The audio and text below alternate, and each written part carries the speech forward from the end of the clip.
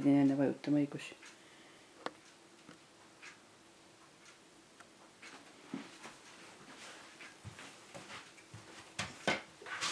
Nii armsad sõbrad ja ongi kätte jõudnud see aeg, kui me hakkame aastaga 2013 hüvasti jätma.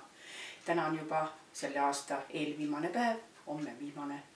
Ja meil oli nüüd väike paus, aga me tahame täna, kohe tundsin, et tahame teha väikesed lood. Ja kõigepealt üks laul hästi ilus, mis kannab pealkirja 3 kaunist roosi. Roosid, mis minul on peidus, salaja tundma tõin.